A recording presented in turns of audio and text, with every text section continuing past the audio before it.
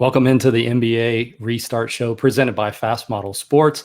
I'm Coach Tony Miller. Coach Andrew Wingreen is here with me as well. With the start of the NBA here just a day away, we wanted to kind of celebrate the restart of the 2019-2020 season with a live show here on the FastModel Twitter and Facebook accounts. So instead of your typical kind of season preview show, we're planning tonight to discuss some things and look at things from more of a strategic and X's and O's perspective. So over the next hour, we'll be talking to a couple guests about the stretch run here of the NBA season. You can even be a part of things with the broadcast tonight. The first is by simply replying to this video throughout the show. We'll be featuring some of the best comments that are presented to us. The second way is by voting in some polls that we have. If you go to the FastModel account on Twitter, you'll find there a few polls for you to vote in. And then the final way, if you retweet this post on Twitter and share it on Facebook, something special we're doing for you, you'll be entered to receive a free subscription to the Fast Draw diagramming software.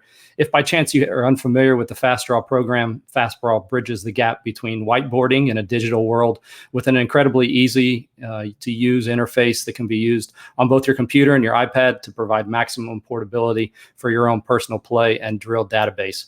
It doesn't stop there though. Fast Draw now includes the ability to attach videos and notes to your plays and playbooks to send them directly to your players' phones. FastModel is trusted and used by NBA, WNBA, NCAA, and over 10,000 high schools and youth programs around the world. In addition to a great product, they also provide basketball coaching resources through their blog and play bank with features over 8,000 free plays and drills on their online coaching community. So for access to these, you can visit fastmodelsports.com or follow them on Twitter at FastModel. So be sure to take advantage of that opportunity here as you watch. Coach Wingreen, appreciate you assisting me with the show. You want to share some of the options that people have for tonight's polls? Yeah, so really good to be here. Like Coach Miller said, there's 3 polls on the FastModel Twitter account. So if you guys are watching or if you guys are just tuning in, make sure you guys check those polls out, and we're going to kind of update you guys throughout the show. We're going to ask our guests some questions about some of these teams that are in the NBA restart here. So the first poll that we got going is if you had to bet a week's paycheck, who would you choose to win the NBA Finals? And we got choices of the Lakers, the Bucks, the Clippers, or others. So make sure you guys, if you want to bet on that, who you would pick. The second poll we have for you is the choice of coach that you would play for. If you had any pick, who would it be? Greg Popovich, Steve Kerr, Brad Stevens, or another coach? And if you want to comment who your other coach would be, we would love to hear that. And then who's your dark horse to win the NBA Finals this year? The Rockets with Harden and Westbrook, Mavericks, 76ers, or others. So if you guys just want to take a few minutes to check those out during the broadcast here or as you're tuning in, make sure you vote, and we'll talk about those later. Again, like Coach Wingreen said, be sure to cast your vote there. That's on the Twitter account, not on the Facebook account, but on the Twitter account. You can find that at FastModel, As we start here, kind of some things that I had mentioned at the beginning, but we're going to have a couple guests. Maybe some of you saw the slide. Our first guest is probably familiar to a lot of coaches. Coach Nick Hosselman is the founder of B-Ball Breakdown, and as the name implies, he breaks down college and NBA basketball on his YouTube channel, combining elements of both entertainment and education. Coach Nick, it's great to have you on the show. Has been a friend of mine. Appreciate you coming and joining us tonight. My pleasure. Thank you for the intro. That was great. I'll start with this. So you've had a little bit over a week to watch exhibition games. I know you're a film junkie, so you have the comparison there of what it was before the break versus what there is now.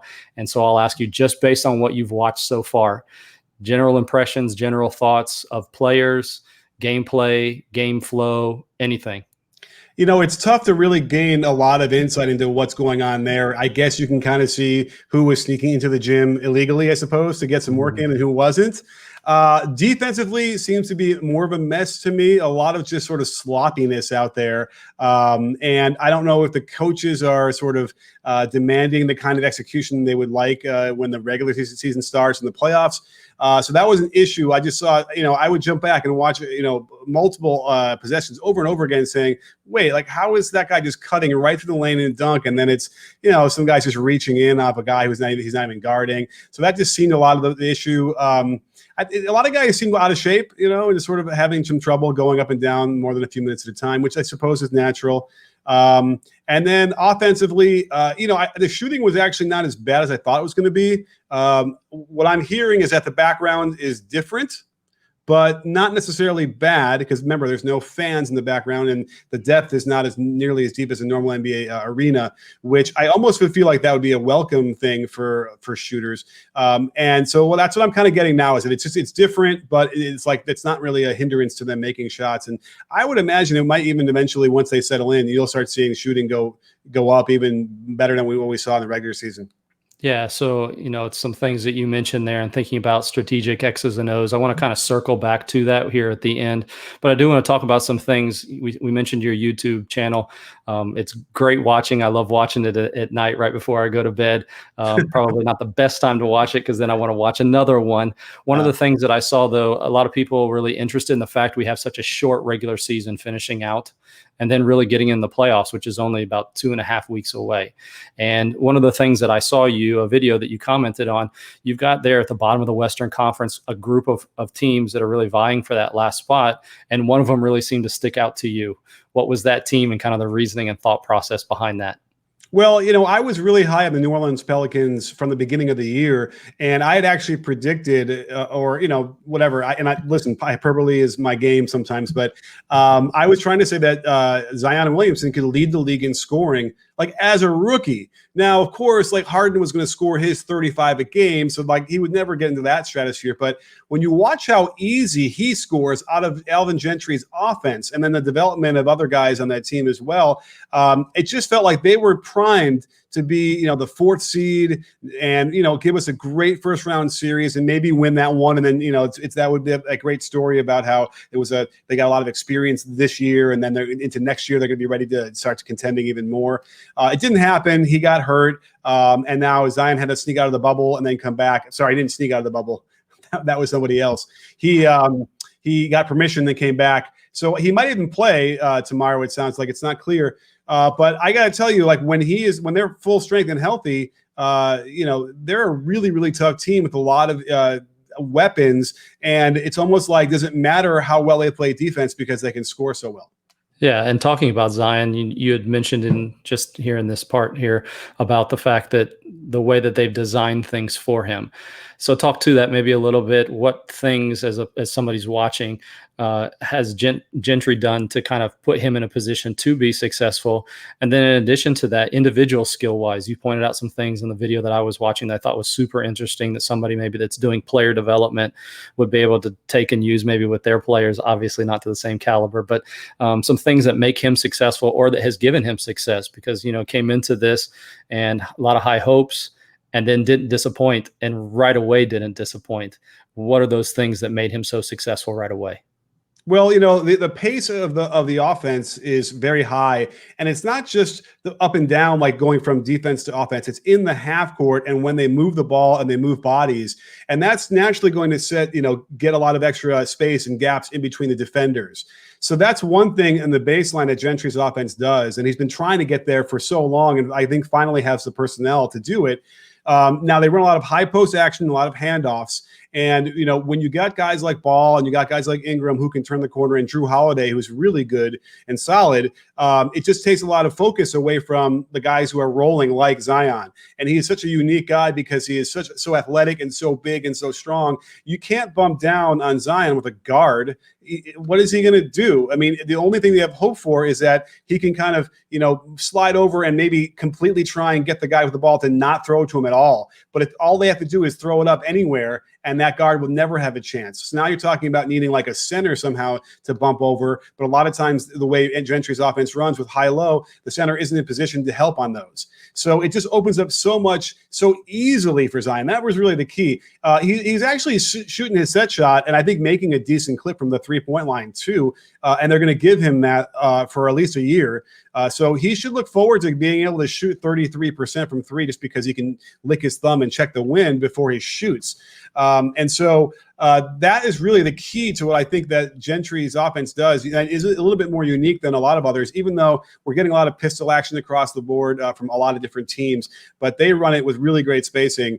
Those pin downs into handoffs, and then the ball screens into handoff into ball screens. Just really difficult to defend, especially when you're doing those somewhere in that elbow area where one or two dribbles and it's over. Dark horse question. We've got a poll tonight. Who do you think might be a dark horse? I want to talk a little bit about the Rockets. News today that Eric Gordon will be out for a couple weeks. That puts him right there at the start of the playoffs potentially, but then obviously getting acclimated. A player, though, that you've already mentioned, and one that you maybe have that people kind of out in the open, obvious choice, but somebody who's maybe different in a different position now is Russell Westbrook. Can you talk about why you're thinking he may be having one of, if not his best season right now? For sure. And, I'll admit it. I've been pretty brutal on Russell Westbrook for his career and the way he plays, and it drives most coaches crazy. But clearly it's different this year because he's playing alongside James Harden, who is the lead guard. So suddenly you're watching a lot more of Harden like penetrating and then kicking. And now from the wing, he's able to attack downhill and not have to make the really key decisions that happen. Tex Winter would call it the moment of truth, when you cross half court and you have to decide, okay, how is this possession going to go? And even though it might seem normal or easy to, I'm just going to throw a pass to the wing, a lot of times, and you watch like a Steph Curry do that, it really ends up being completely vital every single time down what decision they end up making. And it was really, confusing when you'd watch Russ try and be in that role, even though, his stats were great and he had a triple-double for seasons and MVP. Now, though, it's made him a lot more efficient and just sort of like just much more harder to guard and much more just limits a lot of the decision making that he'd have to make in the past. It wasn't pretty in the beginning, by the way. They were doubling Harden out top in a radical way to get it out of his hands, and Russ was struggling because all of a sudden it's 4-on-5 or 4-on-3, and they weren't used to that, but they've gotten used to it. Teams have dialed that back a little bit, and he's playing the best basketball of his career that I've ever seen him play. And you have to worry, because if that's the case, if you're against the Rockets or you have to play against them, that makes for a really, really difficult situation, especially because they have a lot of pieces around. The Gordon news is not devastating, but he is an X factor isn't the right term because he's more important than that. They have to get him back, and they have to have him healthy if they have any hope. I have to ask the Giannis question. I saw you had a new video out today about him. Can we talk? Let's start first with just the Bucks in general. Andrew is a Bucks fan. We were talking about it just before we got on here. People still maybe kind of discrediting them. I know that you've spoken highly about Chris Middleton. How do you think that they're going to finish out this regular season, and then how are things going to go for them once postseason comes? I don't want to look at the Bucks as like saying something negative, because they're doing something on the order we haven't really seen as far as beating teams by huge margins, and their net rating is the highest I think ever, or one of the highest ever, and their defense is just absolutely locked down. Even though it's a strange. By the way, let me just put this out there, because I've been criticizing the defense, or at least pointing out certain stats that don't make sense of why they'd be good. They give up a lot of open threes. And the threes that are open, like, get made, a little bit above average. And like, how is that possible? So what you realize, though, is that they're really smart in choosing who they're giving the 3-point shots to. So I was on Twitter earlier yesterday talking about closing out in the air on a shooter and challenging in the air and how important that is on the shooters. But when they're not shooters, you stop short and thank them for shooting. And this is what the Bucks have been able to master. And I wouldn't even think it's that hard in the scouting report before the game. You see those two guys, we jump in the air to contest, and everybody else, you say thank you and let them shoot. But it seems to me that, there is a consensus around the NBA a little bit that, from game to game, it's so hard to prepare that's not always the easiest sort of thing to game plan for. But the Bucks have really gotten it down and figured out how to explain that. So without question, that's a big part of their game. Middleton is an X factor, a capital X factor as well. I really like his game because of some certain injuries to some key players this year. He might even eke into the top 10 of NBA players for this year. He's an elite shooter. He's doing 50, 40, 90 this year. And he is their lead ball handler in the pick and roll, which I don't think people realize. And I don't think I did either when I dug into the stats. So that's interesting. They're going to rely on him to run the pick and roll a lot in the playoffs, in theory, when, Giannis should be getting more of those. And then to throw it out there, I did a video today. It's actually kind of went viral already of his jump shot. And I don't want to light up anybody coaching wise, because who knows, maybe it was Giannis on his own. But when you see, and in the video, I juxtaposed his jump shot and his mechanics from his rookie year to now, it kind of makes you want to cry, because It was beautiful as a rookie. He came from Europe where they already seem to know how to teach jump shooting a lot better than we do overall. And a lot of Europeans come out from here with a beautiful jump shot and making jump shots. So he already had the foundation. Somebody looked at that. I have no idea why and said, oh, we got to fix this. I'm not sold that it's because he got so much bigger and he was pumping all that iron. It's maybe a little bit of that, but I'm not sold because the rhythm is off. And it really is too bad, because if he could shoot the way he was progressing as for rookie year, he shot 35% on low volume. If he could do that, then he would be the best all-time ever that ever played in the NBA. And now he'll be top 10, but you're talking about, a couple spots he would have moved up easily if they would have not messed with his jump shot. You mentioned earlier the change of background and how big that can be for a shooter. There was talk about these guys coming back and having not played as much as they would have liked or as shot as much. We heard about some guys that hadn't even picked up a basketball for several months. Do you feel like that's going to be, for a team like the Bucks, could potentially be the downfall of that? Because again, you're dealing with a very short period of time, and you said earlier, paraphrasing, but we'll see if they can get into a groove. Well, that's a very quick time that you need to quickly get into a groove and get back into a rhythm. So is that going to cause a problem for a team like that? I don't know. I feel like every team will have that issue or not have that issue. I think that's going to be balanced across the board. So the only issue I think I might have with the Bucks is the Raptors. They're just really good too, and they're really well coached, and they have a lot of weapons when they're healthy. And we've talked about it a lot on Twitter and a little bit on YouTube as far as the Eric Bledsoe question. As the third best player and a guy they're going to have to rely on, can he come through in the playoffs under the bright lights of the conference finals? When I point stuff out in the regular season, I'm always looking at it through the crucible of like, well, what is this going to look like in the playoffs? It's not enough for the Bucks, at least. If it was like the Phoenix Suns, sure, they'd be happy in the playoffs. But you're talking about the Bucks, there are certain, execution things that you need to see happen if you want to be able to predict like what might happen. It wasn't there. It's not been there. I don't think it's going to change much. And so either we're going to get more George Hill like we kind of did last year, and I had predicted that, or they're going to struggle a little bit and get hit in the conference finals, probably against the Raptors. For the Lakers to win the NBA Finals this year, fill in the rest of the blank. They got to make sure Lou keeps going to get wings. The Clippers are deep, and they're deeper than the Lakers. They offer a lot more weapons, and I think that's the only team that's a chance to beat the Lakers. And so, and it's funny because the Lakers do old school style. They post up a lot. They don't shoot a ton of threes. If my memory serves, it's been a little while since I did that video. They go for offensive rebounds, things that, you don't see much among the top teams anymore. So one thing that was interesting, I did do a video on after timeout plays, which is, how do we rate coaches? Well, that's a good way to do it. And there's a very strong correlation between the top teams who are rated in points per possession in after timeouts and overall record. Well, there are two teams in the top 10 of record that do not appear in the top 10 of efficiency in ATOs. And one of them is the Lakers, and they're way down there, like in I think 25th. Now that's interesting and strange, and I don't exactly know what's that about. I only looked at the top ones. It might be worth looking into that, but that was a little bit of a thing going. They can't be below average in out of timeout plays. They're going to need those. Those are extra points you get when the coach has a chance to draw some stuff up and you get a little controlled action out there. They're going to need a lot of those points deep in the playoffs.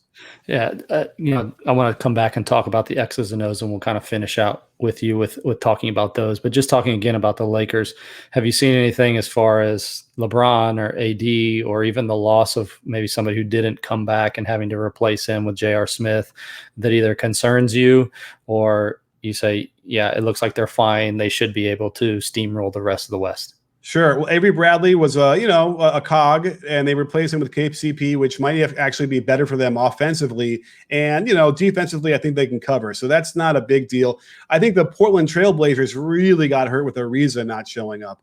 Excuse me. I don't want to make it sound negative on his part. He has the absolute right to do that, and I respect that. The problem being that he was the guy that could guard LeBron a little bit. And when they had the other guys, Hassan Whiteside and Nurkic, that could pose problems for the Lakers if the Blazers made the playoffs. So that, I thought, really hurt them. I'm trying to think of the other, let's see, injuries that have come up. Gosh, I'm blanking, but that one was the big one. The reason one that didn't come, I thought would have made it a little bit more interesting in the first round. As it is now, if the Blazers make it, I mean, it's probably a 5-game series. Sorry, Blazers guys and CJ, but it should be fun. But that's the one. So I don't know. Am I missing anybody, Tony? Who else would be injured that I should be talking about? I can't remember from the Lakers perspective. Okay, I do. Yeah, Bradley. Just real quickly, you don't have to go on long about this, but is there anybody that you feel that if the Lakers see in those first 2 rounds that they should not be concerned with, but they could at least push them to a later in the series? That's a really good question. Let me just kick the standings for one question. So yeah, obviously New Orleans, I think it could cause them problems. I don't know if I don't think they could really beat them necessarily because, Ingram and Ball, those guys need, they're not ready for that, I don't think, but they can certainly make it a little bit difficult and interesting. Memphis is right now in the AC and they would play them. And I like them. It's another one of those nice stories where, maybe they get to 6 games against the Lakers and then they pat themselves on the back saying, this was a great experience. We really learned a lot about the playoffs, what it's like. And then next year they go to the second round. So that's a springboard. Other than that, I mean, no one else is going to drop. I don't think that, I talked about the Pelicans, the Kings, these are such long shots anyway, in my mind, to even make it. And they don't have it. So the Lakers, at least in the first round, I don't think have much to fear, except for the Pelicans. And, again, they've got a lot of guys that can play out there. I even saw Drew Holiday guarding LeBron in the regular season this year. And, he scored a little bit, but he was having a little trouble just like lowering his shoulder and backing him completely down to the basket. He couldn't even do that. He couldn't do that as well. So there should be some interesting storylines if that's the case. And I'm kind of hoping for that one, I suppose. But then again, the Grizzlies would be a nice story for them to get into. We'll finish with this, talking about the X's and O's. The fact that you said those top teams typically tend to be towards the top, and we don't need to talk about the actual coaches, but what I want to know is, did you find any commonalities in effective plays or things that each team was doing that caused them to be more or less effective in those ATOs and out of the I see a lot of for coaches that are looking for plays, because I'm typically watching as a just purely a fan NBA. I usually watch more college and scouting and that kind of thing.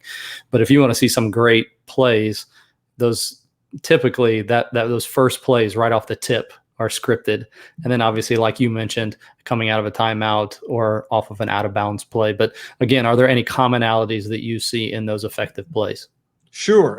Not a ton, but one thing that did stand out in my mind was high post action. And so as a triangle offense coach, I lament every day that the pinch post has sort of disappeared, at least in the pro game. And I kind of understand why, because you want, the right kind of spacing. So rather than go to the elbow when the ball is reversing, they want to go out wide to the wing. But when you do have an ATO, or you do have the first play of the game, we're seeing there was one through line there. That action run through the high post seemed to be a great way. And I obviously why, because when you throw the ball to the high post at that point, a lot of the times the defenders will turn their heads that way, giving your other guys options to cut to the basket. The guy with the ball at the high post is only one dribble away from scoring. That's a lot of pressure to put on a basketball team, on a defense in the half court, much like a post up. But when you're a little bit higher, it just sort of changes the dynamic, and the basket area is now open for the cutter. It's a little bit differently than it would be for a low post up. So that would definitely be one of the through lines, which is fun because that just harkens back to the origins of the game. And I think I'm going to write a book on the history of offense in the game of basketball. And you'll see that was one of the original plays, sort of the high post pivot move, and operating that way, which is sort of what we see in soccer when they center the pass and then they kind of all cut around there. It's a very similar actions to that. So those guys way back when the game was invented kind of knew something and really were pretty smart. Yeah, well, that's one thing that I noticed as well. Something else that I noticed was once that ball did get to that pinch post, more teams, something that you mentioned earlier in the conversation, are using the dribble handoff. And they'll go to a dribble handoff either to an open space, a double or a triple gap that's been created, or it'll be a dribble handoff that immediately goes right into a ball screen. And so you've got defenses that are having to either switch that dribble handoff and then either hedge or switch the ball screen that immediately happened there. Something else, and those were typically out of your horn sets. I don't know if that's, I saw a couple of those on your video. Oh, yeah. Well, a couple of things with that is, dribble handoff is basically a pick and roll, but moving. So that's a lot harder to guard, And that, by the way, the pinch post action is I throw it to the high post and I follow my pass for the handoff back. Again, very difficult to guard. If you screw that up, it's a layup. So the defense really has to be on point for that. And then what we did see also out of that was elbow get, where they were throwing the ball to the high post and then setting a ball screen for him there. Forget about it. We saw 1 year when the Clippers were playing the Mavericks, we kept seeing Dirk get dunked on. I felt bad after a while because DeAndre Jordan would get a lob or Blake would just go, and they couldn't stop it because, again, you're screening one dribble away from the basket. We should see a lot more just pick and rolls there. We should see a lot more pick and rolls from the low post as well. Those are all viable places. And yeah, for sure, we'll find out who's going to start imitating all that based on analyzing those out of timeout plays.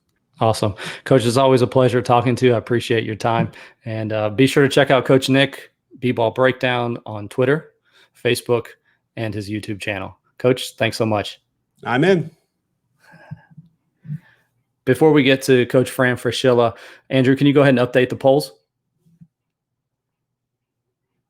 Yeah, so we got about 150 votes on our first poll. So who you guys chose to win the NBA Finals? Right now, we have the Lakers sitting at 51%, so the majority is with the Lakers. The Clippers are the second team at 22% of the voters. The Bucks are at 19%, and then the 8% has the field. So that's our update on poll 1. Your choice of a coach to play for. Right now, it's pretty close with Brad Stevens and Greg Popovich. Right now, Brad Stevens is edging out Pop at 44% to 37%. And then Steve Kerr's coming in at the 11% vote and 8% with the others. And our final poll, who you guys think is going to be the dark horse in the finals this year?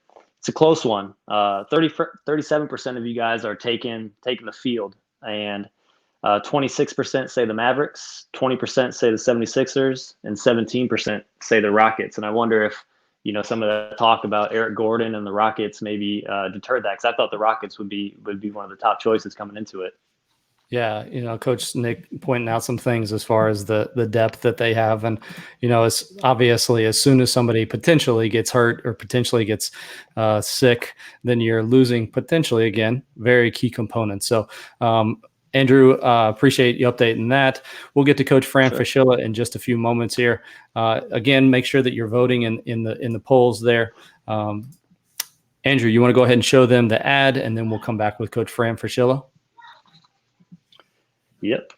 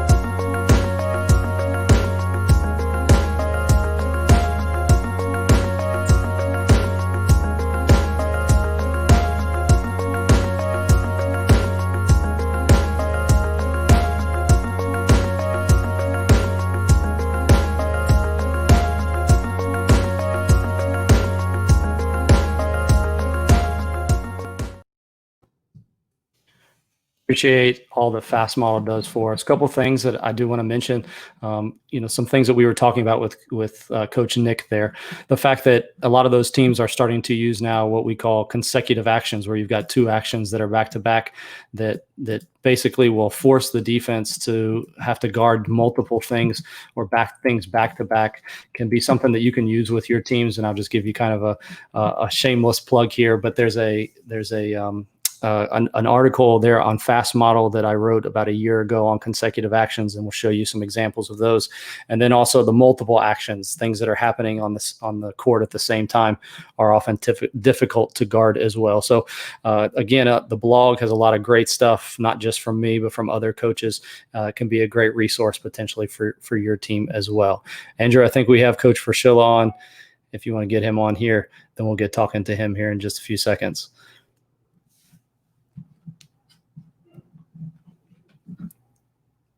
Not on here. We'll get him here in just a few minutes. Again, something else that I do want to talk about, some of the defensive schemes that we'll talk about with Coach Fraschilla in just a few moments. Again, on the blog post, the potential there for you to see ball screens. I know a lot of teams now are using more ball screens. You'll see them guarding those differently now. But there's a blog post there that has to do with defending things with the ice and with the switch and with the hedge and which ones basically works for your team. We'll go ahead and stop the broadcast here for just a few moments, and we'll try to work with Coach Fraschilla to see if we can get him on, and then we'll get going back here in just a second here. So Andrew, if you want to go ahead and end this, and then we'll try to come back on here and get Coach Fraschilla back on.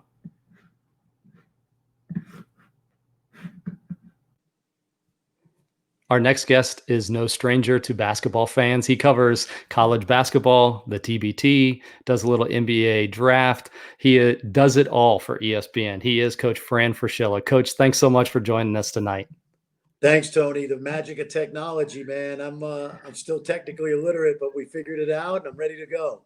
From Colorado Springs, by the way. I'm up in the mountains. No problem at all. We're just glad to have you here. So we've got a few polls that people are voting on tonight. Who do you think will win the NBA Finals? That was low-hanging fruit. I kind of want to frame it to you like this. It's a unique season. It's essentially a new season. If you're the coach of one of these teams and you're like a 6th or a 7th seed, are you preaching to your players, guys, we have a shot at this? Oh, no question. Listen, there's a couple or 3 or 4 elite teams in the NBA this season when the league came to a halt, and that would have been obviously the Milwaukee Bucks, the LA Clippers, the LA Lakers. There were some other teams that were playing pretty good basketball, like the Boston Celtics, and certainly now that Ben Simmons is back for Philly, they're dangerous as well. There's no question about that. I'm probably missing somebody else in the East, but Milwaukee obviously the favorite. But now what you have to really figure out, Tony, is what's the mentality of your team going to be like? I had a coach the other day text me from an NBA team, and he said, I feel like I'm in Disney State Prison. Okay. So there's a mindset there about being stuck in the bubble, and you're going to have to overcome that adversity of being in that bubble for the next 3 months if you want to win an NBA championship. I personally think the team that wins this championship is going to be rightfully crowned without an asterisk. I know it's unusual. They played almost 70 games. The unique circumstances of the next 3 months is going to bring out the best in some of these teams. And so I think it's going to be interesting to see how the top teams really mentally approach the next 3 months, because it's not going to be easy without the crowd noise. So from a coach's perspective, you've got this really short regular season, and then you start playoffs right away. Like, is there anything that changes strategy wise? Well, I don't know about that. I do know that the hardest part of the coach's job is over, the first 3 weeks in the bubble. Now they can get their guys to look forward to games. Going to be interesting to see if the top seeds in each, in the East and the West, if they treat the next, 8 or so games like tune-ups for the playoffs, while there are a number of teams in both the East and the West that are fighting for their playoff lives. The motivation factor, I don't think is going to be as big a deal now that we're going to be playing, teams are going to be playing games seemingly every other day. So their mindset, while they miss the family, they miss, all the comforts of being back home, at least now they can focus on a game coming up every 48 hours. And I think that preparation is going to help coaches motivate these teams, especially teams that really feel like they have a chance to win an NBA title. I've seen 1-2-2 presses. I've seen zone. I've seen just about anything, at least for a short period of time. And I know it's exhibition, so coaches try anything. Whether it's something like that or maybe something you saw on the TBT this year, is Yeah. there something unconventional that could potentially be employed that wouldn't necessarily be something that's used typically in an NBA season? Well, definitely zones. Zones are more prevalent in the league right now. The percentage of possessions where teams are playing zone defense is up, and then certainly in terms of unconventional, just think about last year's NBA Finals when you had Nick Nurse pulling out the box and one on Steph Curry to great effect in I think two different games. So yeah, I think in this environment, especially teams that are in the middle of the pack in both the East and the West, can kind of throw caution to the wind and experiment maybe a little bit more. But again, going back to Nick Nurse, here's a guy who is coaching in the NBA Finals and throws box and one out there. So I do think you got to be prepared for anything as you get ready for the next month to three, depending on if you can survive. Obviously, shooting has become such a big part of the game. In again, this unique situation, do you feel like there's a scenario where some other skill could be used or something becomes more prevalent? We were just talking with Coach Nick before this and talking about a different background for shooters or being kind of a little bit out of practice.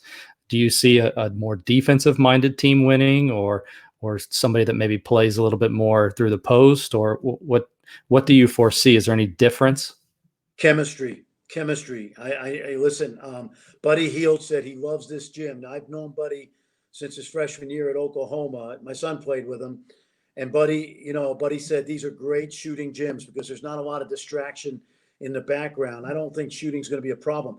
Conditioning may be a problem, and I think that'll affect some guys' offensive firepower, particularly shooting. I also think you'll see sloppy play early because we really had what looked like a summer league basketball in these three exhibition games. But now when we're playing for real, teams are going to really find. I think they need to find their offensive chemistry, ball movement, knocking down shots. Toronto they looked terrific. And that was the other team I was thinking about earlier in the East that I forgot. But Toronto, think about it. They had a week in Florida before anybody else came down because they were quarantined over at Florida Gulf Coast University, and they look like they're in great condition. So I think early on, conditioning could be a factor in why teams look sloppy on the offensive end. Do you think scouting is any different when you're playing so many games in such a short amount of time? And is there anything different that you would do as a coach to prepare for these games that are happening so quickly? Well, it's interesting. I have another, I'm trying to think. The son that played at Oklahoma is with the Orlando Magic, and he's not in the bubble, but he's breaking down tape every night. I think that from a standpoint of strategy, the one thing these coaches have had plenty of time to figure out since the season came to an abrupt end on March 11th is to go back. And I know how they are. Nobody took a break. Trust me. Maybe they were Zoom calling in terms of coaches' meetings, but they were working. And I think that what you had a chance to do is go back and reevaluate your best fives, your most consistent teams offensively, defensively. A good example is think about the 76ers. With Ben Simmons healthy, it looks like Brett Brown's made a decision to put Shake Milton in the lineup as a point guard, move Ben to the 4, bring Al Horford off the bench. That was really tough this year when they had to play the big lineup. It really was, especially from a defensive point of view. So now you kind of split up Al's minutes with Embiid, play smaller, play more traditional. Maybe Ben Simmons gives you a mismatch at that 4 spot because of his great athleticism and speed. And I think you'll see teams that have broken down their film over the 4 months, experimented during these 3 exhibition games, maybe come up with different combinations. And so when you talk about different combinations, you may also be talking about different styles of play, small ball versus big ball. Although when you're talking about the Houston Rockets right now, they have no chance to play big ball. It's all small ball, 5-man switching from here on out because that's what they've kind of, they're going to live and die with that. We've asked people to vote the poll about a potential maybe underdog or one of the lower seeds that could have a shot.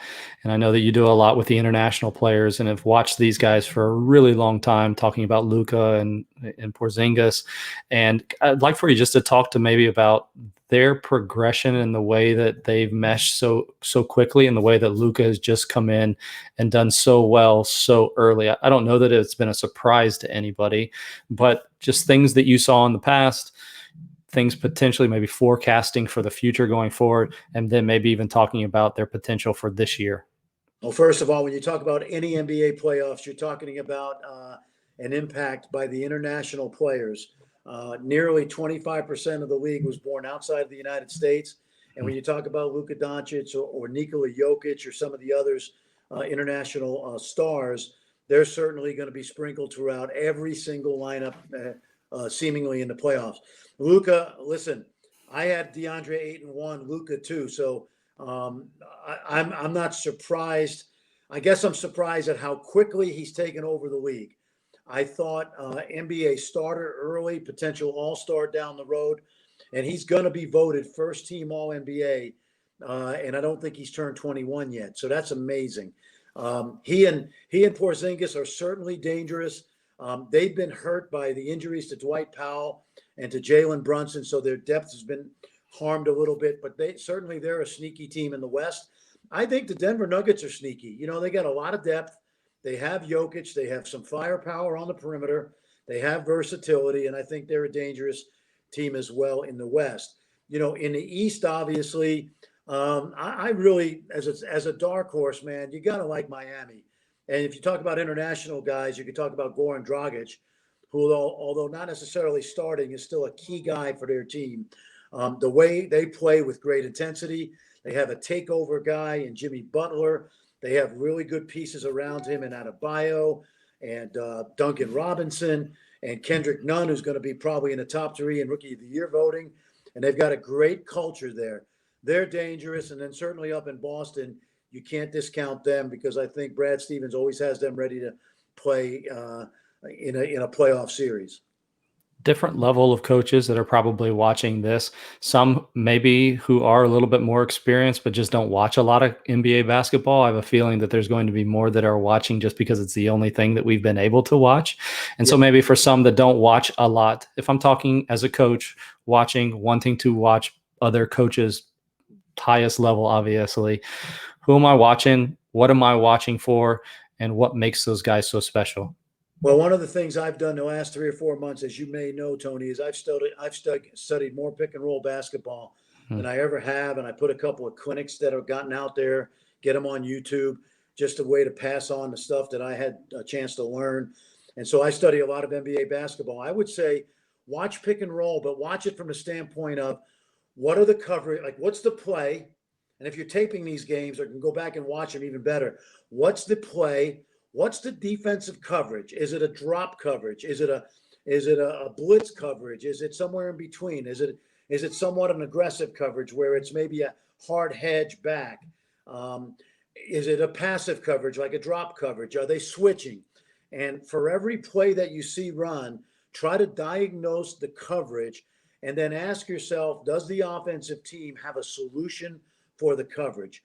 I think one of the things I've preached this season on when I've done games on TV, and now even into the spring, and talked about offensive basketball, is you have a plan, the defense has an adjustment to the plan, and you must make an adjustment to the adjustment. Good coaches have a plan. Very good coaches have an adjustment to the plan. Great coaches make an adjustment to the defense's adjustment. So watch pick and roll coverage as much as you can. See what teams are doing. And again, it's something that I've become really passionate about. You may not have heard me talk about this, but I break it down into 3 levels. You know, level 1 is on the ball coverage. Can I gain an advantage on my man? Level 2 is the screener's defender. And all good players at the college and NBA level are pretty good at the level of the screen. The great point guards see level 3, the other 3 defenders, and can throw that cross-court hook pass to the shooter in the other corner, because his man is helping in the lane by what we call tagging the roller, the big guy going to the rim. Mm-hmm. So I would really study pick and roll. And I think it's something that high school coaches, college coaches, and grassroots coaches in our country can get even better and better at. That's great. Last thing I want to leave you with here and get your thoughts on it. We saw some changes in baseball across the board for their adapted season. I thought now would be the perfect time, at least in the regular season, to finish with the Elam ending. Knew you were going to say that. You want my thoughts? Yeah, let's hear them. Well, I think I'm not sure I'm ready for it to be in the NBA playoffs or the NCAA tournament or even conference tournaments. I think it's been great for TBT. It's great for All-Star games. I think it would be great in the G League every night. There's some talk that someday it would be a great way for NBA games to play in overtime. I think, and I'm a fan. I think AAU basketball, grassroots. I think given all we've been through in the last 4 months and getting these guys into a bubble and so far relatively safely, let's not chance it by going, throwing one more. Nothing too crazy. Nothing too crazy. Let's just have good basketball for now. But the NBA embraced it at the All-Star game, and it was a huge hit. All right, I'll accept that at least for right now. Just the excitement level. Every game ends in a shot, right? And so everybody loves to see that. Everybody who's grown up in any park, a rec center, or high school gym in the country in the summertime or any time who's played without a game clock has played to a target score. Yep. 11, 15, 21. That's the beauty of the Elam ending. Every game ends on a basket. Awesome. Last thing I want to do, give you an opportunity to promote. Everybody's getting into them. You've got a great one, podcast. Yeah, you know what? The World of Basketball. You can get it. You can see it on Apple. I think some other outlets, Sirius XM Radio. What we're doing every week is discussing with somebody who's got an expertise as a player, coach, or an executive from someplace in the basketball world. We had Jerry Colangelo on because of USA Basketball, but we've had people from around the world so far. Kirk Penny from New Zealand and Ettore Messina, the great coach in Italy who was with the San Antonio Spurs. So many great guests we've had on. And I'm just taking people around the world of basketball because, as you know, Tony, I have this great love of the game of basketball that just transcends the United States. And as I tell everybody, the basketball globe is shrinking. Yeah. You have a great love for it, and you also have a love for sharing it and sharing it with coaches, and I appreciate you sharing it with us tonight. Coach, thanks so much for joining us tonight. My pleasure, Tony. It's always great to talk to you. That's Coach Fran Fraschilla of ESPN. It's great to always talk to Coach Fraschilla. Prepare for like the pros with the new Fast Draw. Fast Draw is the #1 affordable coaching tool used by pro and high school level teams worldwide. Never lose a play again with Fast Draw. You can create and save your plays and playbooks digitally, attach video, and share with other coaches and your players in seconds.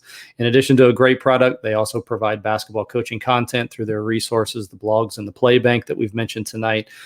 Visit fastmodel.com to find out more.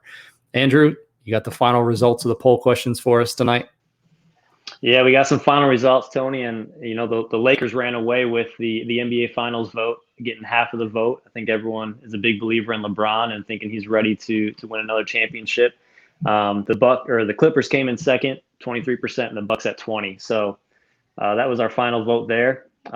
Brad Stevens came out on top as a coach that somebody their choice to watch and learn from. But Pop was really close in second with 38% of the votes. And then Steve Kerr at 12 and others at 8. And then, the dark horse, we don't have a specific team because 36% of the vote said other. So 29% of the people, though, said the Mavericks. I think the Mavericks could be a team who come out on top and give some teams a run. So those are the final results from the polls. Awesome. Thanks, Coach. Things kick off tomorrow night at 6:30 with the Jazz and the Pelicans, followed by the Clippers and the Lakers at 9. And then obviously on Friday, we've got a full slate of games that you can catch on NBA TV and ESPN. Big thanks to the people at FastModel Sports for helping us put together the show tonight. For Andrew Wingreen, I'm Tony Miller. We hope you enjoy the rest of the NBA season.